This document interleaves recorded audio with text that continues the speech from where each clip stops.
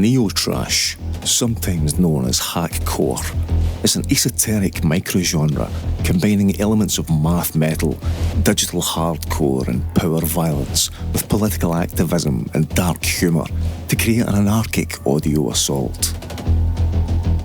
Existing largely on the deep web and on forums seemingly inaccessible without a password, it's difficult to go deeper into the genre and who's involved, but it seems suitably obscure and weird enough to warrant a mention in this list. Bands such as the tremendously named Violent Tango, Lungflesh, and We Are the Black Box produce what they describe as the art of audio graffiti.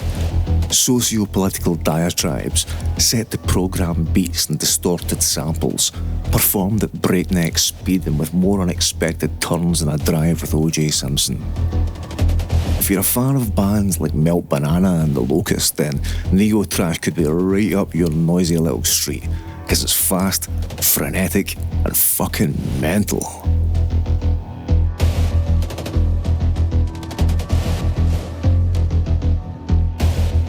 Hypnagogic pop seeks to recreate that weird, dreamlike recollection of a time gone by, almost as if it's trying to go back in time, record a modern song and then recover it in the future so that it can gather that authentic, sentimental dust which accumulates over the memories of our lives.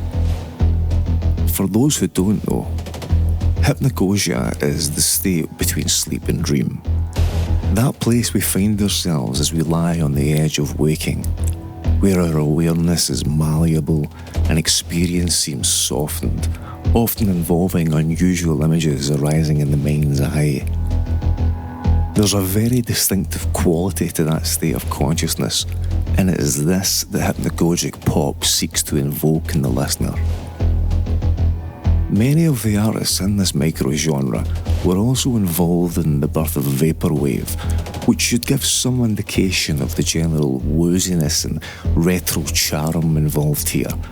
But hypnagogic pop also utilises more real-world instrumentation and, sometimes at least, standard songs with more conventional structures. Ariel Pink is often cited as one of the best examples of the genre, so I'll post a link to some of his stuff in the comments.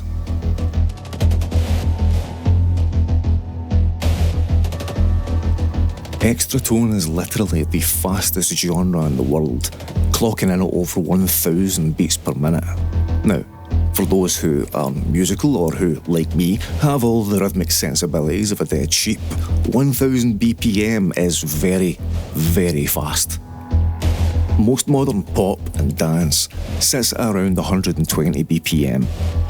EDM typically sits between 100 and 170 BPM, and even hardcore GABA typically only goes up to about 220, which, while fast, at least maintains that distinct thump of the kick drum.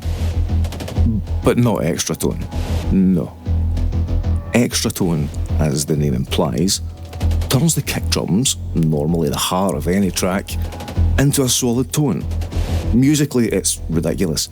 It's basically a joke within a subsection of GABA and hardcore fans, parodying the ever-increasing BPMs in attempts to be more hardcore by ramping it up to its extremes.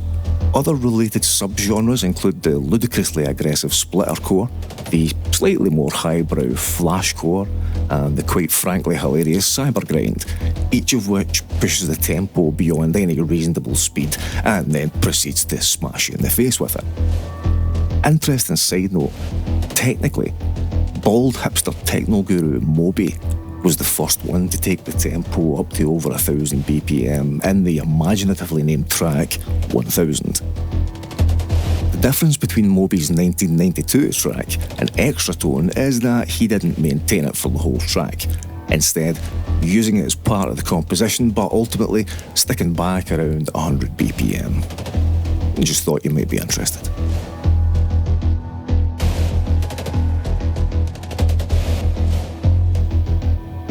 Arguably the artiest and most academic entry on our list, Lowercase involves taking background sounds, such as the space of a living room, and then amplifying the living shit out of them to produce what some refer to as extreme ambient music. It's been argued that lowercase isn't exactly music at all, but the same has been said of noise music, electroacoustic music, and the works of people like Karlheinz Stockhausen. It's all subjective, etc., but it's not hard to see both arguments. Ultimately, lowercase belongs more in the world of academic noise and musique concrète than the world of smelly hippie tape music, so it's not exactly the sort of thing you'd play in your car stereo. Unless you're me. If I could drive. Which I can't.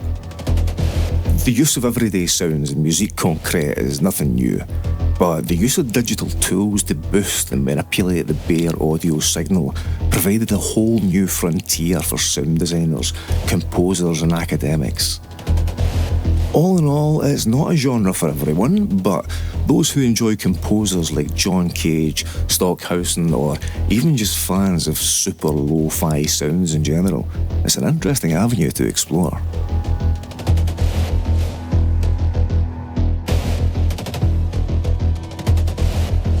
With its roots in the music board of 4chan, Deep Internet was never going to produce a chart topper, but it certainly proved to be an interesting experiment in modern sound and video art. In 2016, a thread appeared on 4chan titled New Genre, Deep Internet, which provided links to YouTube videos and described the new genre as a subgenre of noise, found sounds and musique concrète. It also instructed those who wished to produce Deep Internet music to use super obscure, short and or low quality YouTube videos, eschewing traditional notions of musicality. Any videos on YouTube that had more than 20 views were excluded, each having to have less than that to qualify as source material. The combination of extreme audio manipulation, repurposing and decontextualizing existing sound and video creates a weird, warped and dreamlike experience, coloured by memories, yet unsettling and almost like you're watching the world through a dirty lens. Since it's such an experimental and obscure microgenre, it's often a case of anything goes, and the content published on places like Bandcamp range from ambient Betamax nightmares to almost sunny soporific synthwave. Deep Internet music as a whole is still in its very early stages, but it'll be interesting to see how this thread of experimentation develops over the coming years. Given the speed at which fads rise and fall these days, it may never be more than a mention on a list, but I quite like the idea of it anyway as an aesthetic.